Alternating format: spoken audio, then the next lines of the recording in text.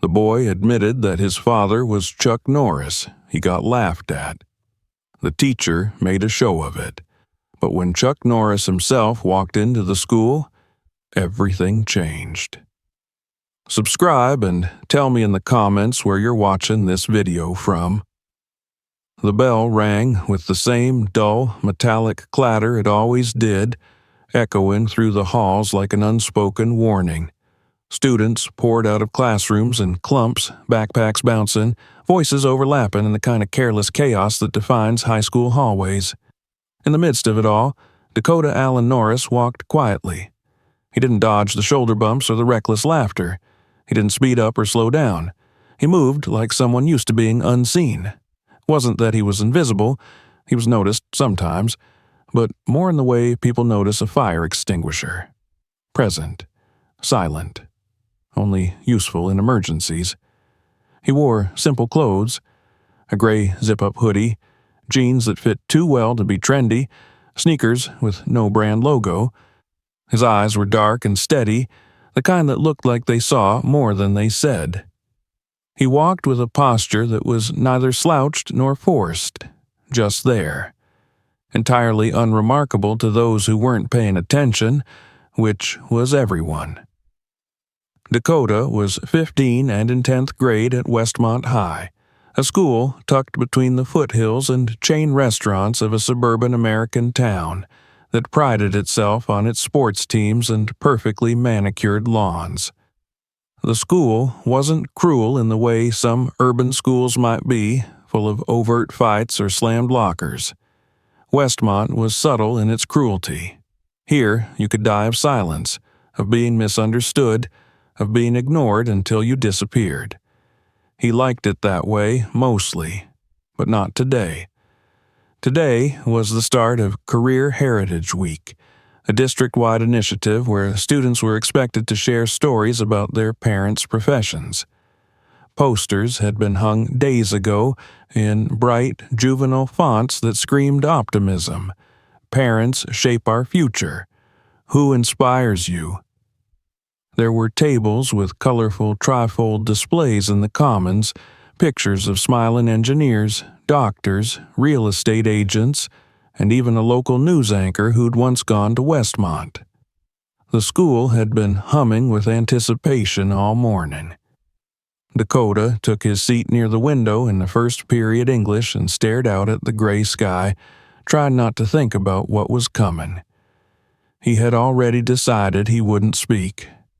He would say he forgot, or that his dad was retired, or traveling, or anything but the truth. He glanced sideways at the clock, hoping the hands would move faster, but they seemed stuck in place. The desks around him filled slowly. He felt the thud of a backpack hit the floor next to him and didn't have to look to know it was Mia. She was one of the few people who still sat near him, though lately she'd begun to shrink into the same space everyone else left between themselves and him. Even now, she didn't say anything, just pulled out her notebook and started doodling. Mr. Hadley entered the room with a loud whistle dangling from his neck and a clipboard in his hand. He was a man of sturdy build and thinning hair, with a voice that boomed even when he didn't intend for it to. Once a local football legend, now a high school gym teacher, he carried himself like he was still waiting for the Friday night lights. "All right, folks," he said, clapping his hands once. "Today's the kickoff to Career Heritage Week, and we're going to do things a little differently in here. We're going to hear from you, one by one. Family stories, who you come from, who raised you, who inspires you. And I don't want the boring stuff. I want the kind of stories that make you proud to be part of that bloodline." Groans rippled through the class. Hadley grinned. "Come on now, this is your moment. Your parents did something worth talking about. And I know some of you've got legends in the family. Let's hear it." One by one, students stood and spoke. There was Alex, whose dad was a neurosurgeon and once operated on a senator. Priya's mom was a lawyer who fought immigration cases. Jamal's uncle played 3 seasons for the NFL. There were claps and cheers, a few well-timed jokes, and Hadley's running commentary kept the room loose. Dakota kept his eyes on his notebook, his hand unmoving. He could feel the slow tick of expectation pushing toward him like a tide. He had planned to say nothing. He had practiced not saying it a dozen times in his head. But then Mia leaned over just a bit and whispered, "You said your dad used to be a fighter, right? Say it." Her voice wasn't harsh. It wasn't even encouraging, really. It just floated there between them, soft and weightless, but impossible to ignore. Dakota's hand rose. It wasn't a decision. It just happened, like a reflex, like blinking when light hits your eyes. Hadley lit up. "Mr. Norris," he said, voice bright and amused. "Let's hear it. What's in your bloodline?" Dakota stood slowly. Every eye in the room turned to him. His pulse thudded in his neck, but his face was calm. His voice, when it came, was quiet but even. "My father won 183 amateur boxing matches in a row," he said. A beat of silence followed. Not reverent silence, not curious silence, the kind that hovers right before a slap. "What?" Someone snorted near the back. "Against what? Pillows?" Another voice chimed in, louder. Laughter erupted. "Was that in fight night or in his dreams? Did he fight air? Was Rocky his coach?" Hadley chuckled, shaking his head, though he made a show of waving a hand. All right, let's not be mean. Big dreams come in small packages, right?" But the damage was done. The laughter didn't stop. Even Mia didn't look at him. Dakota didn't sit back down right away. He didn't run. He just stood there, motionless, his ears burning and his fists curled tight inside his sleeves. Then, with the same slow control he used for everything, he lowered himself back into his chair like someone trying to vanish one vertebra at a time. Behind him, someone whispered, "Next up, Air Punch Nationals." The rest of the day passed in the kind of haze that only humiliation can create. A stick figure appeared on the whiteboard outside the gym with oversized gloves and the caption, "Grandpa KO undefeated in imagination." Every hallway he walked down carried a new version of the joke. A boy flopped dramatically in front of him near the lockers, groaning as if knocked out, while others made whoosh sounds and clapped. No one asked if it was true. No one cared. By the time lunch rolled around, someone had printed a meme with his face and the words "Chuck Jr." beat in shadows since birth, taped to the back of his chair. A milk carton was slid across the table toward him. "For protein," someone sneered, "to keep up the winning streak." The carton tipped and leaked. No one cleaned it up. A teacher walked past, said nothing. At recess, Dakota stood near the edge of the field, his foot tracing a line in the dirt over and over. Mia didn't come. She sat across the field, arms folded, eyes low. Inside, Mr. Hadley sipped from his coffee in the staff lounge. "Kids got imagination," he said with a chuckle, "or a lonely grandpa and a good printer." No one questioned him. No one corrected him. No one noticed the janitor who paused his cleaning and stared out the window for a long, long time. That night, at home, Dakota sat at his desk, flipping through an old notebook. Inside were careful notes, dates, fight numbers, newspaper clippings taped in with precision. He stared at the pages, then slowly tore one out, folded it, then again, and again, until it was the size of a coin. Then he dropped it into the trash can. He didn't move for a long time. Downstairs, the dryer hummed. The house smelled of cotton and oil. On the wall by the laundry room hung a hoodie, old, Frayed, sweat-stained, Dakota passed it without touching it, but his eyes lingered. He climbed the stairs and didn't close his bedroom door. He didn't have to. In the stillness that followed, no one knocked. No one asked questions. But the silence weighed more than any shout ever could, and something, quietly, invisibly, had begun to shift. Morning arrived without ceremony. The sky was flat and low, clouded over in the kind of gray that smothered the sun without offering rain. Dakota woke before his alarm, stared at the ceiling in the dark, then rolled out of bed and moved through his routine with mechanical quiet. No words were exchanged downstairs. His father was already out back, working the heavy bag hung in the converted garage. The thud of leather on canvas echoed through the thin walls like a heartbeat, steady and deliberate. By the time Dakota reached school, the storm had grown legs. The stick figure with boxing gloves had been redrawn, this time with a cape flapping behind it and a speech bubble that read, "Come at me, gravity." On the gym's whiteboard, someone had scribbled, "KO count, 18301. The last number circled in thick red marker.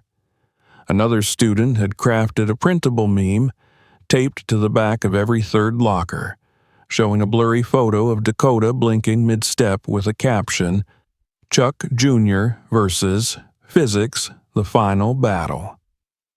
Underneath, in the smaller text, someone had added, "Spoiler alert, physics wins." The laughter didn't start at once. It simmered beneath the surface like static. Students nudged one another in the halls. Whispers followed him like smoke, clinging even when he tried to shake them. A boy staggered dramatically in front of him in the science wing, flopping onto a desk and clutching his chest. "Another victory for the champ," he cried. Dakota walked past without reacting. That was the trick to surviving, he'd learned. Silence wasn't surrender. It was survival. But not everyone saw it that way. To them, his quiet was proof of guilt, of embarrassment, of invention. Because what kind of person says something that bold and then doesn't fight for it? In the cafeteria, he found his usual corner, tray balanced neatly, food untouched. He didn't eat much on school days. His appetite shrank in proportion to the attention thrown at him. A small group at the next table watched him closely. One of them slid an unopened milk carton in front of him, placing it delicately like a peace offering. "For protein," the girl said, too loud to be casual. "Gotta fuel those knockouts." Someone snorted. Another boy clucked his tongue and mimed a roundhouse kick in slow motion. The milk carton tipped. White liquid trickled across the table, pooled around Dakota's tray, and dripped to the floor. No one moved to clean it. A teacher passed, eyes skimming the scene, and walked on. By the end of lunch, the meme had become gospel.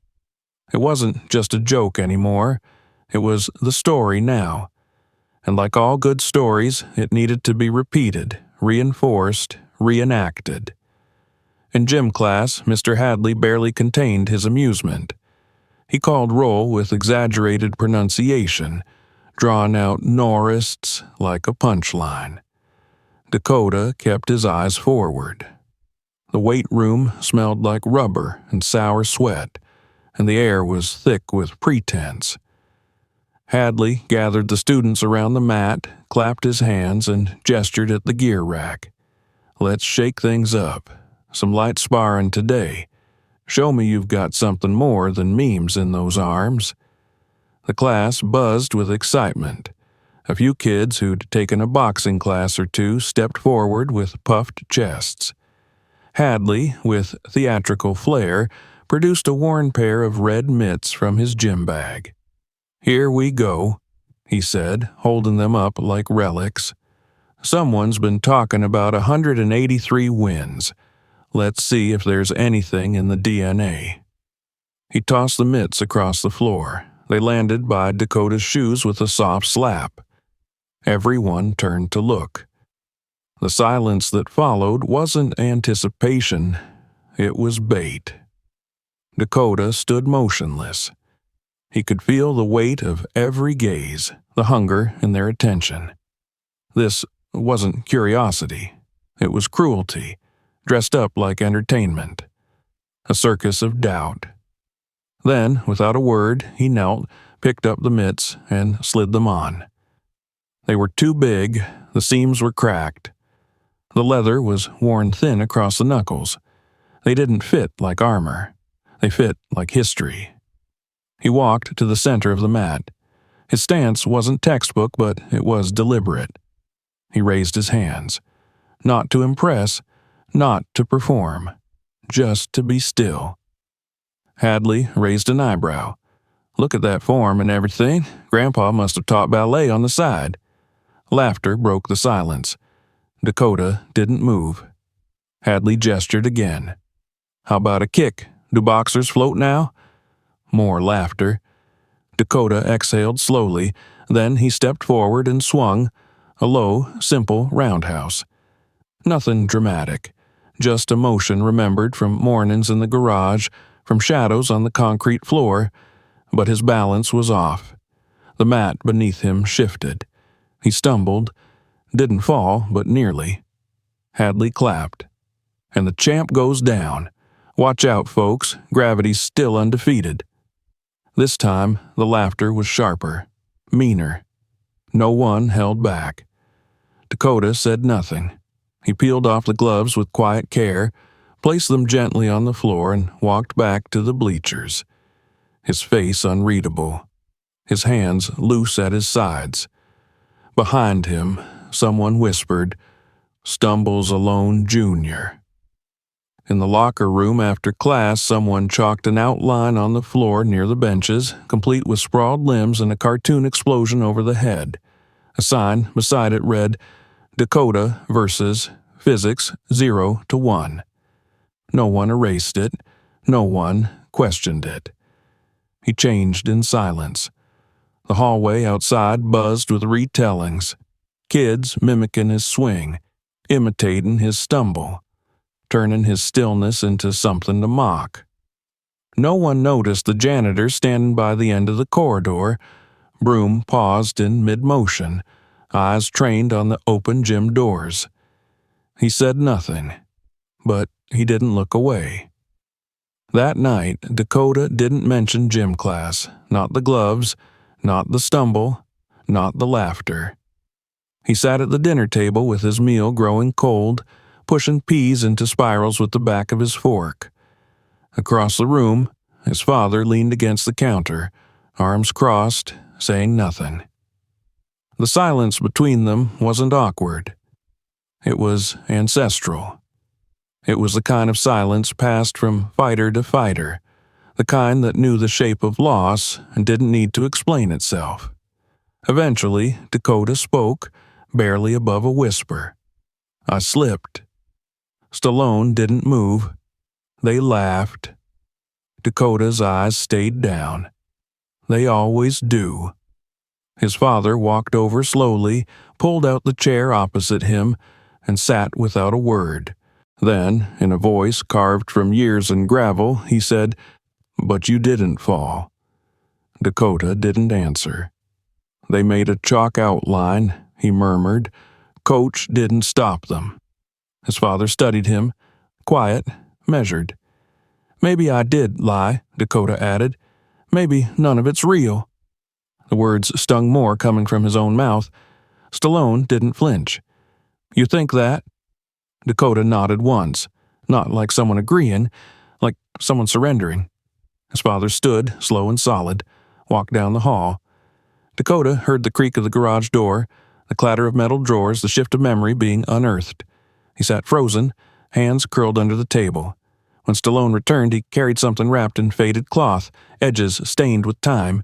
He set it gently on the table, unwrapped it carefully. First came the newspaper clipping. Stallone claims 7th title. A black and white photo beneath. A younger man, arms raised, face swollen with victory, then a folded letter stamped with an official seal, a certificate, and finally, from the bottom of the bundle, a championship belt. Leather dulled, threads frayed, but the letters still visible. 7X Champ.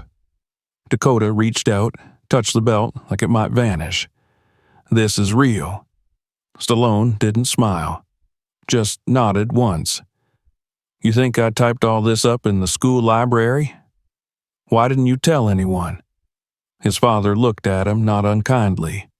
Didn't feel like the point anymore. Fighting's about proving something. Living's about not needing to. Dakota stared at the belt, at his own reflection warped in the scratched brass plate. Can I bring it to school? Stallone shook his head. You don't need to. But they don't believe me. Being doubted doesn't make you wrong, and being believed doesn't make you right.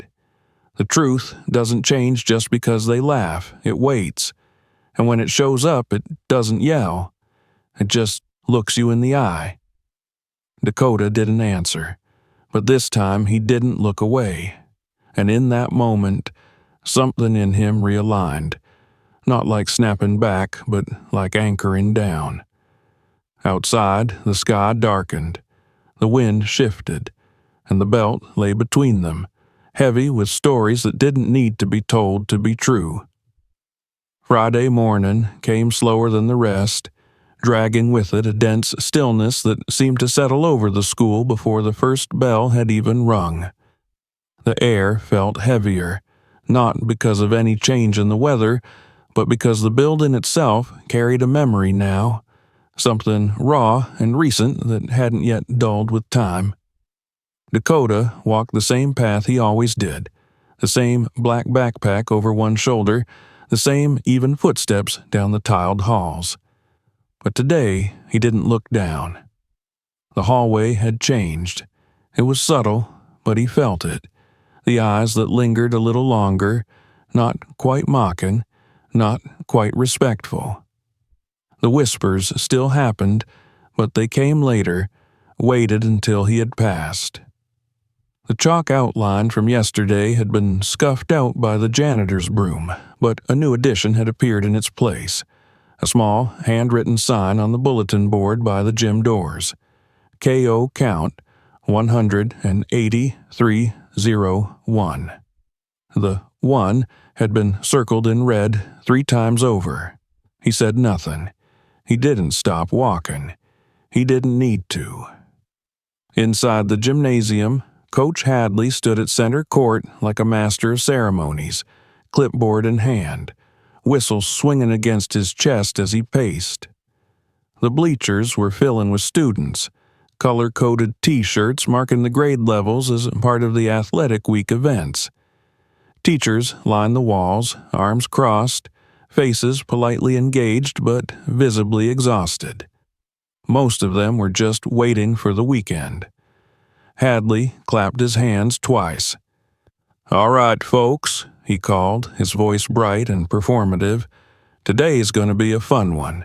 We've got some demonstrations, some guests, maybe even a few surprises. And who knows," he added with a wink, "maybe we'll see if our very own boxing royalty has any moves left in the tank." A few kids chuckled knowingly. The tension in the room rippled in small, controlled waves. Dakota sat near the back of the bleachers, hands clasped loosely in his lap. His name wasn't said, but it didn't have to be. Hadley's grin flicked toward him with the precision of a pointed elbow, and the room followed. "Dakota," Hadley called out, tilting his head, "care to show us a few moves? After all, 183 wins must leave something in the blood, right?" From across the court, he tossed the same pair of red mitts as before. They slid across the polished floor and landed just shy of Dakota's feet. A pause settled over the gym, not the kind filled with anticipation or suspense, but the kind that watched for a stumble, the kind that wanted to laugh. Dakota didn't move right away. He looked at the gloves. Then, slowly, he bent down, picked them up, and stood. The hush wasn't respectful. It was curious, laced with the hunger of students ready to consume whatever happened next. He walked to the center of the court, slid his hands into the worn leather, and lifted them into a stance. Not perfect, not proud, just real. Hadley crossed his arms. Look at that. Grandpa must have taught ballet on the side. Laughter, again, loud and clean. Dakota didn't blink. Hadley stepped forward, made a show of gesturing. Or maybe he floats. Do boxers float now? Another burst of laughter. Dakota exhaled and stepped, swung, a single motion, measured, low, simple. No flash, no force, just something remembered. But his foot slipped slightly on the glossy wood, just enough to knock him off balance. He caught himself. Didn't fall. Hadley clapped anyway. And the champ stumbles again. Folks, gravity is still undefeated. This time, the laughter stung sharper. It felt like teeth. Dakota said nothing. He removed the gloves, placed them carefully on the ground, and walked back to the bleachers. He didn't look at anyone. No one stopped him. In the locker room afterward, someone chalked a new outline on the floor, more elaborate than before. A printed sign beside it read, Dakota versus. Physics, 0, 2. No one erased it. The hallway was alive with retellings, like a comedy sketch on repeat, exaggerated and polished with each telling. The punchline had become ritual. No one noticed the janitor standing just down the corridor. Broom paused, eyes on the gym doors. He didn't speak. He just watched. The final bell rang. The hallway emptied. The day was over. The story, however, wasn't. Hadley sat alone in his office later that afternoon, the lights dimmed, the blinds half drawn. His whistle lay on the desk beside a coffee cup gone cold. The clipboard rested in his lap, student names still listed in neat rows. He wasn't reading them. His eyes were locked on a single point on the wall where a photo hung crooked. Last year's dodgeball champions, arms raised in triumph. He didn't move to straighten it. 3 soft knocks came at the door. He didn't answer. The door opened anyway, and there he was. Not a myth, not a meme, not a punchline, just a man. Broad-shouldered, quiet, dressed in a dark button-down with sleeves rolled to the forearms, his knuckles worn and scarred, like time had left stories there. Stallone Norris stepped into the office without asking. He didn't sit. He didn't speak at first. His eyes moved over the room like someone looking at an old arena, remembering where he once bled. Hadley stood awkwardly. One hand hovered near the back of his chair. "Look, he began. "I didn't mean anything by it. The kids were laughing. I thought he was joking." Stallone didn't blink. "You didn't think he was lying. You thought it might be true, and that scared you more." Hadley shifted, swallowing. It was just a joke. Stallone's voice didn't rise. "You laughed first." The words hung in the air like a slow echo. That's all the permission they needed. Hadley looked down. He didn't argue. He didn't defend himself. He just stood there, a man used to leading with volume, now stunned into silence by someone who didn't need it. "You made a room out of that silence," Stallone said, his voice steady, "and then you filled it with your voice." They stood like 2 men on opposite ends of something invisible. Hadley finally whispered, "I didn't know who he was. I didn't know you were real." "You don't need to know who someone was to treat them like who they are," Stallone replied. "You mocked a legacy you didn't earn, and you laughed at a boy who didn't owe you proof." He turned, walked to the door, then paused. "You like being the loudest man in the room. Usually means you're the one who listens least." Then he left. The door didn't slam. It didn't need to. Some exits echo without sound, and when the latch clicked shut, it didn't feel like an ending. It felt like something had been removed, something that might not return. The next morning, the gym was quiet. Not empty, just still, as if the air had remembered how to be reverent. By the trophy case, tucked between an old photo of the 1998 track team and a dusty championship banner, something new had appeared. No announcement, no ribbon cutting, just a small wooden box mounted to the wall, glass-faced, lit by a single overhead bulb. Inside, a pair of black boxing gloves, worn, faded. The left glove wrapped with a strip of athletic tape, the right glove smooth over the knuckles. Between them, almost hidden unless you looked closely, were stitched initials. SN, below the gloves, a brass plate. You don't wear them to fight, you wear them to remember. Noah walked past them without stopping, not because he didn't see them, because he had already known. Some truths don't need to be spoken to be heard. The weekend passed with a quiet that felt intentional, like even time had decided to lower its voice. At school, Monday arrived without fanfare. The hallways filled with the usual motion, lockers slamming, voices rising and falling. But something in the rhythm had changed, not in big ways. No apologies were made, no announcements broadcasted. But there was a softness now where mockery used to live, a hesitation before a smirk, a pause before a joke. Dakota moved through the corridors the same way he always had, shoulders relaxed, gaze straight, steps even. But now, where silence had once followed him like a shadow, there was something else trailing in its place. Space. Space that people gave him without knowing why. Not avoidance, not admiration. Something quieter. As though they understood, in some wordless way, that they had misread the page of a story they never took the time to understand. No one spoke to him about Friday. Not in class, not at lunch, not in the locker room. The chalk outline on the gym floor was gone. Scrubbed clean, not replaced. In the main hallway outside the gym, near the row of trophy cases and faded class photos, the new display remained, quiet and untouched. A modest wooden frame mounted to the wall, its glass panel smudged slightly at the edges from curious fingertips. Inside sat the gloves. Black leather, visibly aged, with small cracks forming like rivers at the joints.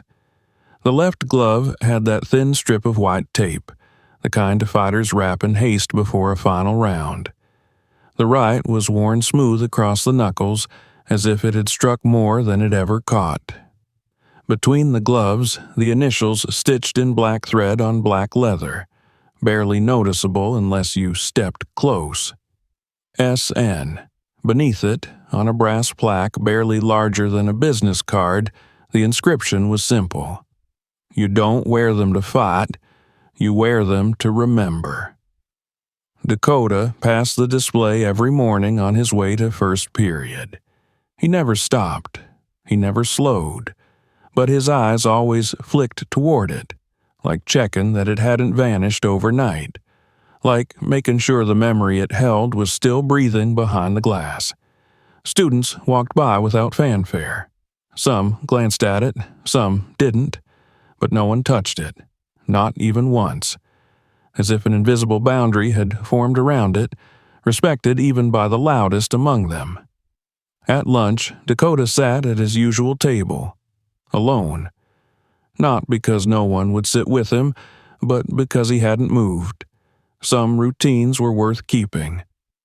The noise of the cafeteria filled the space as it always did. Trays clattering, shoes squeaking, voices colliding mid-air. But no one slid a milk carton toward him. No one muttered jokes under their breath. And the meme that had once lived in Jaden's pencil box had disappeared without explanation. No one asked where it went. Mia approached during fifth period, notebook in hand, steps hesitant but firm.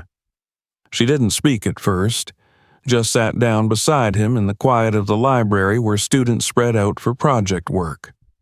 Her presence didn't demand anything. She didn't look at him directly, just sat with her knees crossed, her arms around them, her gaze somewhere between the pages of her book and the dusty light falling across the floor. "You okay?" she asked finally. Dakota nodded. She waited a moment, then glanced sideways. "He left a note," he said quietly. She looked at him. "Coach?" He reached into his pocket and pulled out a folded piece of paper, the edges softened from being read and reread. He didn't hand it to her. He just held it. "Said I didn't need to prove anything." She leaned back, staring up at the ceiling like it had answers. "You didn't." Dakota didn't say anything, but he didn't look away. That night, the house held the same stillness it always did. The hum of the refrigerator, the faint tick of the hallway clock, the creak of the porch beneath the weight of time. Stallone sat outside in his chair, a mug of black coffee cooling beside him, his gaze drifting over the line where sky bled into shadow. Dakota joined him without a word, holding a glass of water. He sat in the chair beside his father's, not too close, not too far. The porch light behind them cast long, soft shadows toward the road. "They put your gloves on the wall," Dakota said. Stallone didn't look over. He nodded once. "Which pair?" "The old ones." "Figures," he murmured. "Only ones that knew what losing felt like." A pause settled between them, long and unhurried. Dakota turned to him, the question rising slow but certain. "What does legacy mean?" Stallone leaned back in his chair, exhaled through his nose, and watched the horizon deepen into night. "It means showing up when it'd be easier to walk away." They sat there a long time. In Dakota's room, the belt still rested on the desk, unworn, untouched. Beside it lay a sketchbook, now open to a fresh page. A pencil sketch filled the center, rough, imperfect, but clear. It wasn't of a boxer, not a ring, not a trophy. It was a hallway. On one wall, the shadow box with the gloves inside. On the other, a boy walking past, head upright, not defiant, not proud, just real. Tuesday morning dawned with gold threading through the clouds, the kind of light that looked soft but carried heat underneath. Dakota walked into school the same way he had every other day that semester. Same hoodie, same step. But something beneath the surface had shifted, barely but enough. He passed the display again. This time he didn't look. He didn't need to. A second-grade girl stood in front of it, her backpack hanging crooked from one shoulder, her tiny finger pointing toward the glass. "That's his grandpa," she whispered to a friend beside her. "He's real." Dakota kept walking, down the hall, around the corner, into the day. Behind him, the gloves stayed where they had been mounted. Silent, still, not asking to be seen, just waiting to be remembered, not to prove something, but to remind someone of what had already been proven. And this time, no one laughed. The morning light fell across the sidewalk in long, slanting lines, warming the pavement but failing to soften the cool bite of early spring. Dakota moved along the edge of the school building like he always did, his shoulders level, his backpack resting in that familiar place between balance and wear. Nothing about his posture had changed, not outwardly. But the way he carried silence was different now. It no longer hung on him like a shield or a burden. It walked beside him. Inside, the hallway buzzed with the sounds of a school trying to return to its usual rhythm.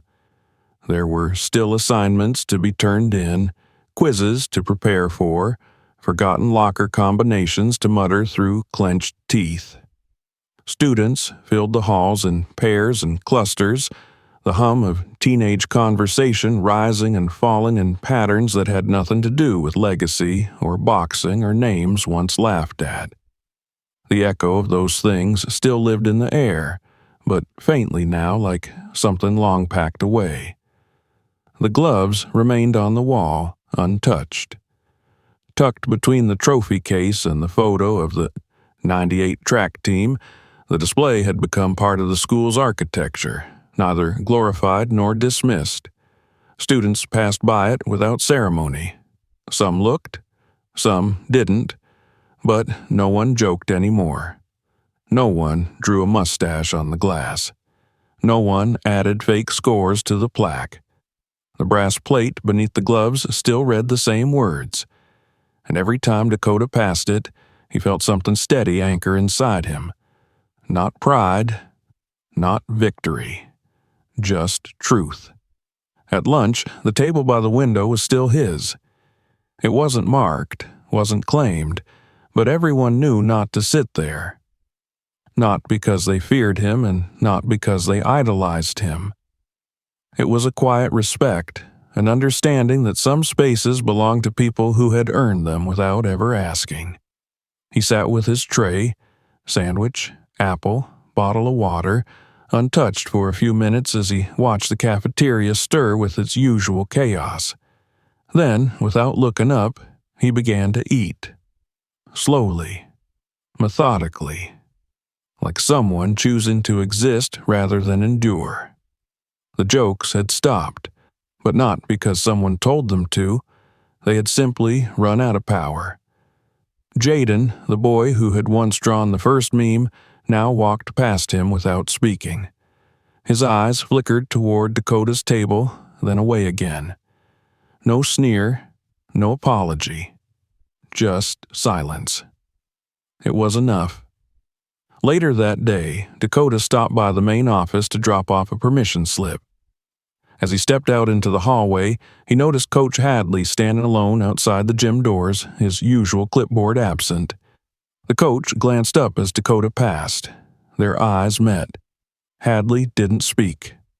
Dakota didn't stop, but something passed between them, subtle and unspoken, a recognition of lines crossed, of things learned too late.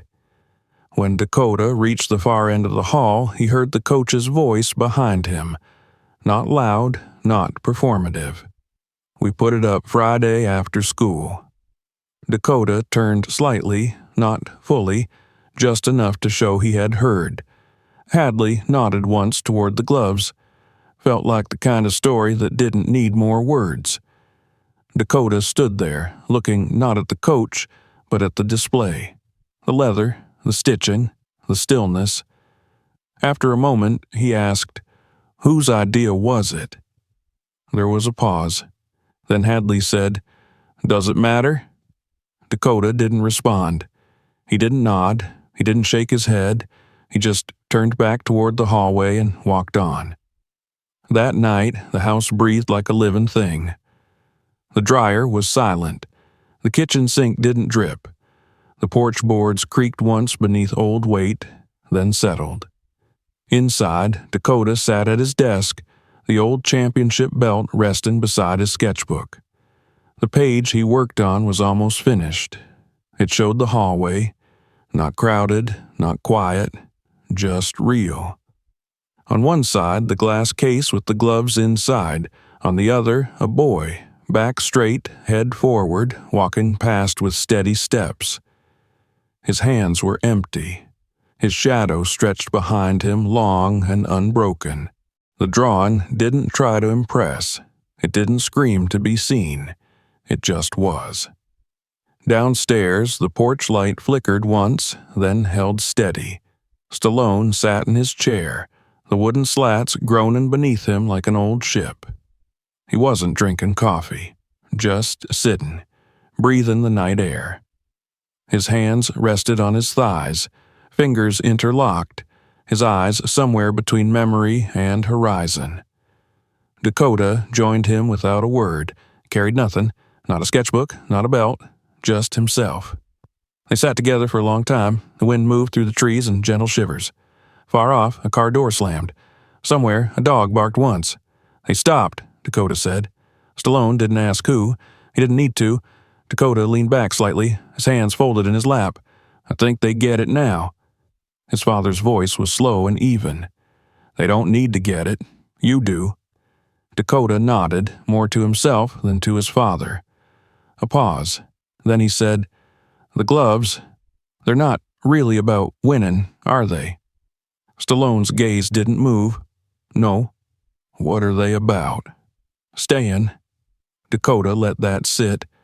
And remembering, Stallone added, quieter, not just who you are, but who you came from, what was carried before you ever stepped in the ring. They watched the sky bleed from blue into ash, the stars slow to reveal themselves. Eventually, Dakota asked, You think it matters to them now? Stallone didn't answer right away. Then, with the faintest tilt of his head, he said, It matters to you. That's enough. The next morning, Dakota dressed without hurry. He packed his bag, ate a quiet breakfast. When he left the house, his father stayed seated at the table, coffee in hand, watching him go with a look that didn't follow, only accompanied. At school, nothing extraordinary waited for him. No crowd, no camera, just the day. He passed the glass case again. Didn't stop. Near the lockers, he noticed a folded sheet of paper pinned to the board where students posted club announcements.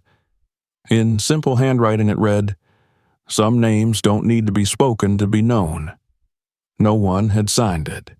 He didn't need to know who did. At recess, Dakota sat under the old tree by the fence.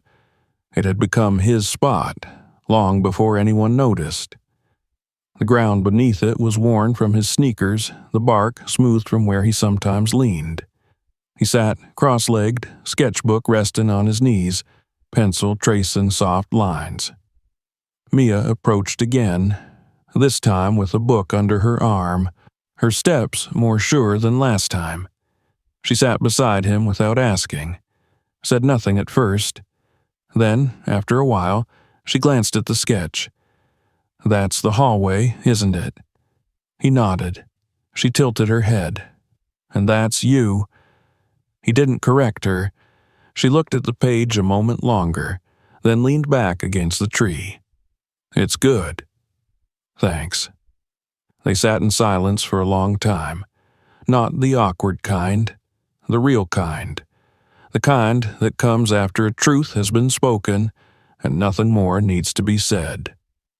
When the final bell rang that day, Dakota walked the same route toward the exit, past the display, past the photos, past the fading outlines of stories that no longer had the same hold. He stepped out into the sun, shoulders light, heart steady. Behind him, the gloves remained, stitched with memory, wrapped in quiet, not needing to fight, just needing to be there. Some truths don't echo, they land and stay. If you enjoyed this story, make sure to subscribe so you don't miss what's coming next. Check out the other videos on the channel for more. And if this one spoke to you, share it with someone who needs to hear it.